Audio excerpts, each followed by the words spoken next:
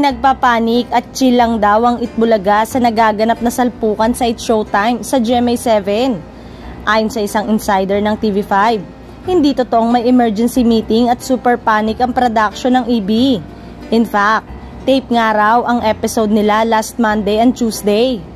Nasay na hindi raw sila talaga nag-effort para tapatan pa ang pag-uumpisa ng It's Showtime sa GMA7. Alam na raw nila from the start na may capture audience na sila at loaded ang commercial kaya wala raw talaga silang financial problem contrary sa mga kumakalat na intriga.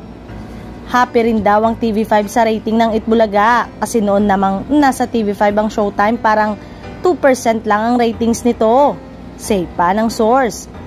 Tsaka accepted naman daw nila na 5 ang channel ng It's Showtime compared sa kanila na 2 channel lang. Samantalang parang hindi bet ng ibang Itbulaga avid viewers ang bagong segment nitong That's My Boyfriend na nilaunch nitong Miyerkules ng hapon. Samot-sari ang mga komentong mababasa sa Facebook Live ng TVJ FB page kung saan napapanood online ang nasabing noontime show. Marami ang naboard sa segment, hindi raw ito nakakaaliw. Sayang daw ang oras ng EB. Mas gusto nga ng netizen na ibalik na lang ang dating That's My Boy at Little Miss Philippines. Pero marami rin namang solid Dabarkads viewers ang natuwa at kinilig sa bagong segment ng show. Eto nga kaya ang pantapat ng EB sa Especially For You segment ng It's Showtime.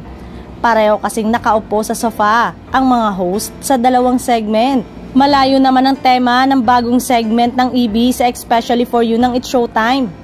Tungkol sa pagpe-flex ng mga girls sa kakaibang talent ng kanilang boyfriend ang new segment ng Kapatid Noontime Show at tungkol naman sa pagkakaroon ng closure sa mga dating magkasintahan at maghahanap ng bagong iibigin ang tema ng segment ng Kapamilya Noontime.